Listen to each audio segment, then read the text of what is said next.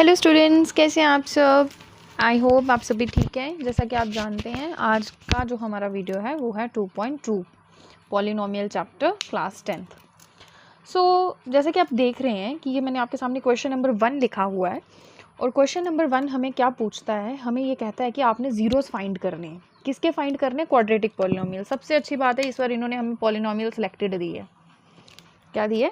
Selected polynomial दी है और इन्होंने हमें कहा है किसके ज़ीरोज़ निकालो। और हमें भी पता है कि एक क्वाड्रेटिक पॉलिनोमियल है जिसका जर्नल फार्मूला क्या होता है, ax² + bx + c = 0। पॉलिनोमियल ये इक्वेशन हो गई।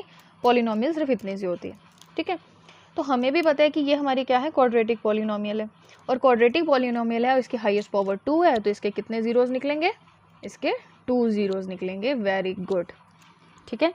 तो चलिए स्टार्ट करते हैं। और सबसे बड़ी बात, इसमें हमने रिलेशन भी प्रूफ करना है, वेरीफाई करना है, जो क्या बताएगा हमें किन किन के बीच का रिलेशन है, relation between zeros and the coefficient.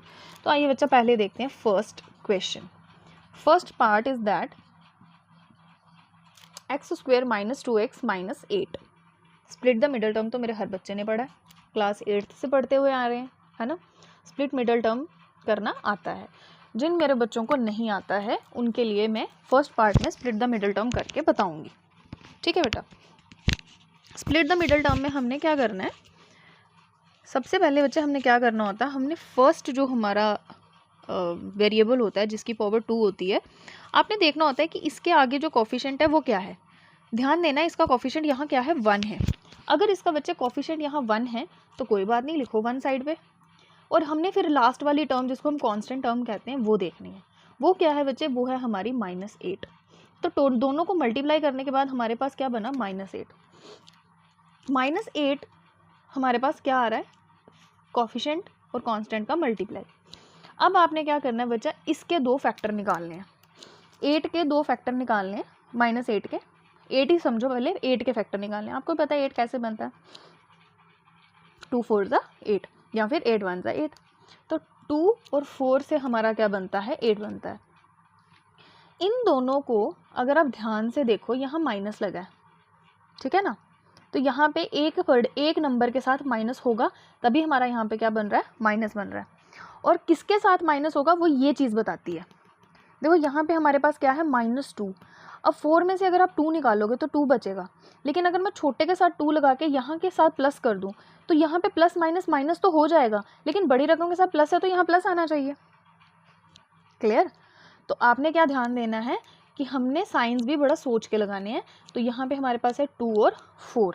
अगर मेरा बच्चा आपको ये नहीं समझ आ रहा कि मैम माइनस कहाँ लेना है, आपने इस माइनस को गायब ही कर देना है। आपने इस माइनस की तरफ ध्यान नहीं देना, आपने सिर्फ क्या ध्यान देना है, यहाँ 1 है, यहाँ 8 है। 8 1 ज़ा 8, 8 के 2 फैक्टर निकालने हैं, दैट इज़ 2 and 4। कर लेंगे मेरे बच्चा? इतना सा गेम कर लेंगे, ठीक है। अब आप खुद देखो मैं इसको कैसे चेंज करती हूँ। x², ठीक है, बाहर आ गया माइनस। किस में से क्या माइनस करोगे? 4x में से 2x को माइनस करोगे। आपने ये वाले फैक्टर्स यहाँ लिखने हैं। 4x को किस में माइनस करोगे? 2x में। यहाँ ले लेनी है आपने ब्रैकेट -8। ये मेरे उन बच्चों के लिए जिनको नहीं समझ आता माइनस प्लस कहाँ लगता है। ये आएगा x² - 4x minus minus plus 2x - 8। देखो वहीं आ गई ना बात, मैं कह रही थी ना बड़े वाले के साथ हमें माइनस लेना है, ले लिया ना ऑटोमेटिकली बड़े वाले के साथ माइनस। बस इस स्टेप को ध्यान से करना, ठीक है।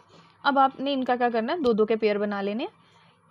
ये वाले 2 पेयर हो गए, ये वाला 1 पेयर हो गया। इसमें से क्या बच्चा कॉमन आ सकता है? x कॉमन आ सकता है। यहाँ आएगा x - 4। यहाँ से बच्चे हमारा 2 कॉमन आ जाएगा, यहाँ आएगा x - 4। और यहाँ क्या आ जाएगा? x - 4 और यहाँ आ जाएगा x + 2। ठीक है बेटा, अगर आप ध्यान से देख रहे हैं तो हमने यहाँ पे क्या किया है, 2 हमारे जो फैक्टर बनते हैं हमारे, वो 2 फैक्टर हमें मिल गए हैं, है ना। वो 2 फैक्टर हमें मिल गए हैं। अब क्या करना है? अब हमने करना है ज़ीरोज़ निकालने हैं, फाइंड द ज़ीरोज़। अभी हमारा आधा क्वेश्चन तो हुआ ही नहीं, हमने तो ज़ीरोज़ निकालने। तो ज़ीरोज़ निकालने के लिए हम पॉलिनोमियल को क्या करते हैं, 0 के इक्वल लेते हैं, आइदर और केस करते हैं। x - 4 = 0 और x + 2 = 0। क्लियर? अब आपने क्या करना है, x को यहीं रहने देना है। ये 4 उस तरफ शिफ्ट होगा तो ये क्या बन जाएगा? प्लस में 4 और x को इधर ही रहने देना है, प्लस का 2 वहाँ जाके क्या बन जाएगा, माइनस का 2। आई होप ये आपको क्लियर होगा। अगर अब आप ध्यान से देखें तो बेटा जी हमारे पास 2 ज़ीरोज़ निकले, क्या निकले, 4 एंड -2। 4 एंड -2 जो हैं वो क्या हैं, are the zeros of given polynomial. ठीक है मेरा बेटा, समझ आया। ये हो गया पुत्र जी आधा क्वेश्चन। यहाँ तक मेरे बच्चे आपने आधा क्वेश्चन निकाला है।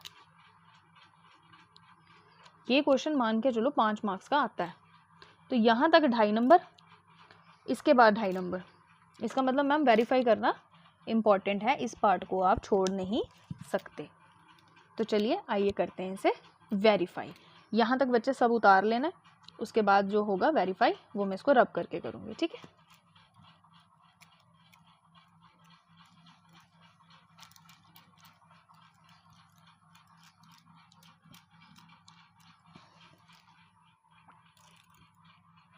चलिए अब हमने इसको क्या करना है, हमने करना है इसको वेरीफाई। वेरीफाई कैसे करेंगे, वेरीफाई करने का तरीका हमने सीखा हुआ था, वो क्या था, sum of zeros is equals to, sum of zeros किसके बराबर था, ये था minus coefficient of x upon coefficient of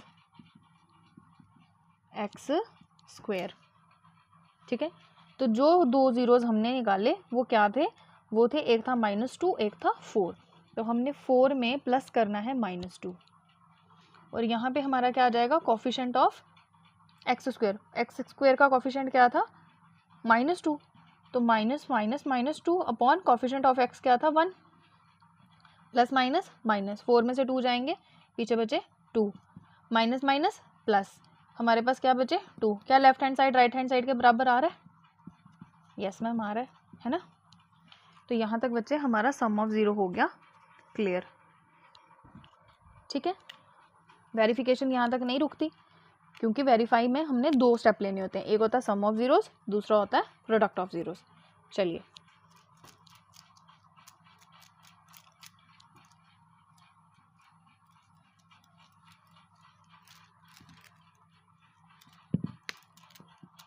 आइए करते हैं product of zeros. Product of zeros कैसे निकालते हैं बच्चे, क्या फार्मूला था इसका, इसका फार्मूला था constant term upon coefficient of x square. ठीक है, प्रोडक्ट ऑफ ज़ीरोज़ मतलब 4 मल्टीप्लाई -2, कांस्टेंट टर्म -8, ऑलरेडी -8 थी वो, ठीक है, अपॉन 1, 4 2 ज़ा 8, और वो भी माइनस का 8, यहाँ भी माइनस का 8, I left hand side right hand side के बराबर। ठीक है, तो आपने नीचे लिखना है हेंस वेरीफाइड, हेंस वेरीफाइड। यहाँ पर आकर आपका ये पूरा क्वेश्चन कंप्लीट हो जाता है। ठीक है बच्चे, आई होप आपको फर्स्ट पार्ट समझ आया होगा हमने कैसे करना है। ठीक है बेटा, चलिए आइए करते हैं सेकंड पार्ट। अभी मैं क्वेश्चन रब कर दूंगी, हमें थोड़ी जगह मिल जाएगी। ठीक है बेटा, चलिए। तो बेटा जी जैसा आप देख रहे हो आपकी स्क्रीन पे क्वेश्चन नंबर 1 का सेकंड पार्ट लिखा है। ठीक है, तो हमने इसको वही करना है, हमने पहले ज़ीरोज़ निकालने हैं, फिर हमने इसको वेरीफाई करना है। तो ज़ीरोज़ निकालने के लिए सबसे पहले क्या करेंगे, स्प्लिट द मिडल टर्म, क्योंकि अभी तक हमने क्वाड्रेटिक में क्वाड्रेटिक फार्मूला तो पढ़ा ही नहीं है, जो चैप्टर नंबर 4 में है। जब चैप्टर नंबर 4 पढ़ाऊंगी तब मैं आपको सिखाऊंगी कि और भी हमारे पास बेस हैं ज़ीरोज़ निकालने के। ठीक है, तो लेकिन अभी हम निकालेंगे by split the middle term. ठीक है, तो वही तरीका हमारा, यहाँ पे हमारा जो कोफिशिएंट है एस स्क्वायर का, और जो कांस्टेंट में मल्टीप्लाई करो, 4 1 ज़ा 4। ठीक है मैम, 4 1 ज़ा 4 तो हमें मिल गया। ठीक है, 4 मल्टीप्लाई 1 इज इक्वल्स टू 4। 4 के ऐसे 2 फैक्टर बनाओ जिनको प्लस या माइनस करने पे 4 बन जाए। मैम 2 ही तो 2 है, और यहाँ तो फिर 4 × 1 है। 4 में अगर मैं 4 को अगर मैं 1 में जोड़ दूँ तो 5 बन जाता है, कम कर दूँ तो 3 बन जाता है। यहाँ ना तो 3 है ना ही 5। ठीक है, तो 2 इंटू 2 ही एक ऐसा फैक्टर है, मतलब 2 में 2 जोड़ूँ तो मुझे यहाँ तो 4 मिलेगा या फिर 0। तो बेटा जी आपको 4 ही तो चाहिए था, तो यहाँ क्या लिख लेना है 2s प्लस 2s। 4 में 4 जोड़ लेना है, ध्यान से करना इसको। 4s का square minus 2s minus 2s plus 1। देखो कितना आसान है, यहाँ पे हमें सिंबल्स लगाना, क्योंकि हमने प्लस करके 4 बनाना था, तो हमने 2 प्लस 2 किया, बन गया। अंदर बाहर वाले माइनस ने अपने आप गेम खेल ली, उसने अंदर जाके मल्टीप्लाई किया, खुद ही हमें आंसर दे दिया माइनस माइनस प्लस, और प्लस करके 4 आएगा और सिंबल किसका आएगा, माइनस का। ठीक है, अब यहाँ से अगेन 2 के पेयर बनाए, हमने क्या निकालना है यहाँ से 2 और s कॉमन निकालना है, यहाँ बच जाएगा 2s माइनस 1। यहाँ पे बच्चे क्या कॉमन निकलेगा, माइनस 1 कॉमन निकलेगा। क्यों, क्योंकि हमें ये सेम करना होता है। तो यहाँ कितना आ जाएगा 2s माइनस 1। 2 पार्ट बने, 2 फैक्टर बने, 2s माइनस 1, 2s माइनस 1 सेम फैक्टर हैं, तो सिमिलर हमारे जो इनके रूट्स हैं वो इक्वल रूट्स बनेंगे। तो हम क्या करेंगे यहाँ पे आइदर और केस करेंगे, तो आएगा 2s माइनस 1 इज इक्वल्स टू 0 और 2s माइनस 1 is equals to 0। So as you can see 2s is equals to 1, s is equals to 1/2। Similarly 2s is equals to 1, s is equals to 1/2। Transpose किया है हमने values को वहाँ पे, जैसा कि आप देख रहे हो। क्लियर, यहाँ पे हमारे 2 ज़ीरोज़ निकल गए, और वो 2 ज़ीरोज़ कौन से हैं, therefore 1/2 and 1/2 are the zeros of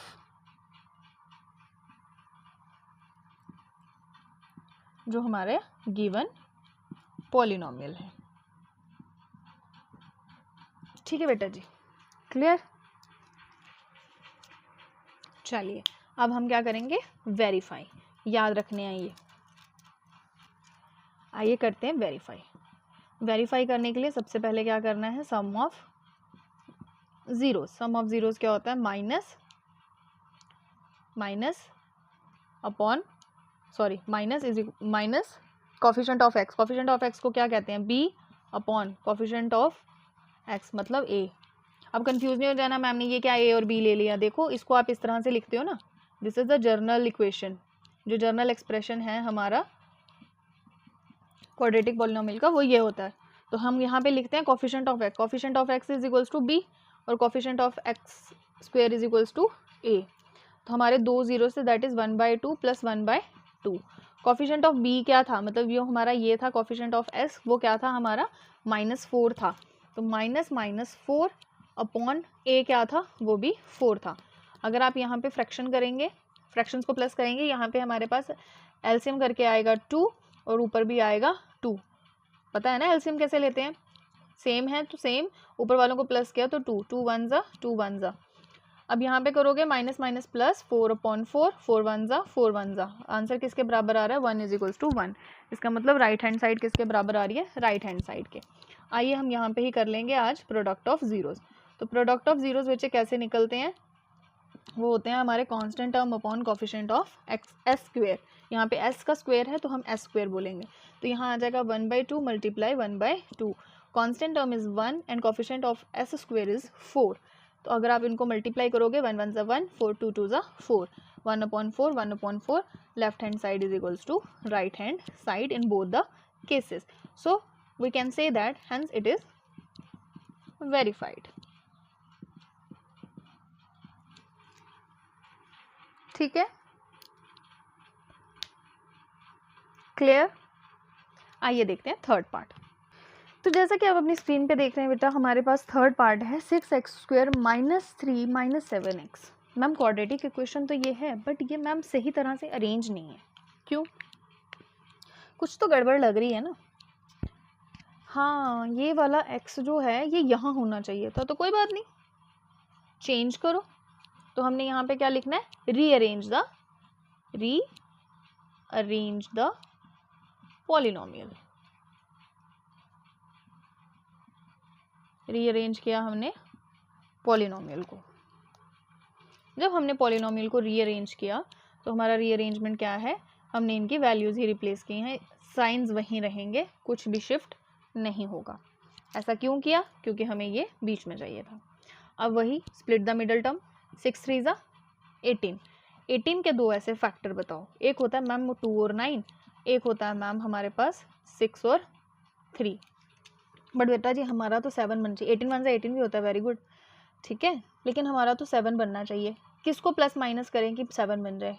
अगर 2 में मैं 7 बनाना है 9 के साथ, तो मैं मैम प्लस करूँगा तो 11 बन जाएगा, माइनस करूँगा तो मैम यहाँ 7 बन जाएगा, है ना, माइनस करने पे, ठीक है। इनमें तो मैम नहीं होगा क्योंकि 3 और प्लस 9 तो 6 प्लस 3 9 हो जाते हैं, और 3 जो होता है अगर उसको मैं माइनस कर दूँ तो 3 बच जाता है, तो वहाँ ये वाले फैक्टर्स काम नहीं करेंगे, ये वाले फैक्टर्स काम करेंगे। तो ये आएगा 6x² माइनस, क्या करें मैम 9 में से अगर मैं माइनस करता हूँ किसको, 2 को, तो मुझे क्या मिलता है मैम 7 मिलता है, ठीक है। सिंबल्स कैसे लगेंगे, -9x + 2x - 3। देखो कितना आसान हो गया, ये जानना कि किसके साथ प्लस या माइनस लगेगा। हम तो सिंपल लिख रहे हैं कि 9 में से 2 निकालेंगे 7 बन जाएगा, लेकिन ये माइनस जो है ये हेल्प कर रहा है ये बताने के लिए कि एग्जैक्टली क्या लगना चाहिए। एग्जैक्टली क्या लगेगा, बड़ी रकम के साथ माइनस लगेगा और छोटी रकम के साथ प्लस। तो आइए इनको कॉमन लेते हैं, 2 का पेयर बना के। यहाँ से अगर बच्चे आप ध्यान से देखेंगे तो हमारा 3x कॉमन आ जाएगा, यहाँ बचेगा हमारे पास 2x - 3, और यहाँ से हम क्या लेंगे, +1 कॉमन लेंगे, यहाँ आएगा 2x - 3। क्लियर, मैं इसको यहाँ से रब कर देती हूँ, बच्चे कंफ्यूज हो जाएंगे। क्लियर बेटा, तो हमारे पास यहाँ 2 फैक्टर बनते हैं, एक बनते हैं 2x - 3, एक बनता है 3x + 1। I hope it is clear, ठीक है। अब वही आइदर और केस लगाएंगे, आइदर और केस 2x - 3 = 0 और 3x + 1 = 0, ठीक है बेटा। 2x = 3, x = 3/2, 3x = -1, x = -1/3। तो हमारे पास 2 जीरोज निकले, वो कौन कौन से निकले, -1 और -1/3 और 3/2, फ्रैक्शन में निकले, कोई बात नहीं, रैशनल नंबर्स भी कह सकते हैं इनको, ठीक है। तो चलिए आइए निकालते हैं इनका वेरिफिकेशन।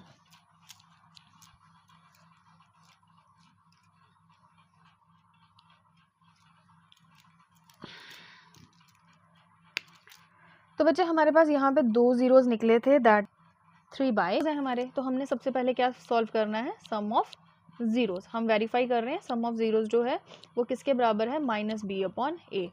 अब -b/a के अकॉर्डिंग ये हमने रीअरेंज किया था, दैट इज 6x² - 7x - 3।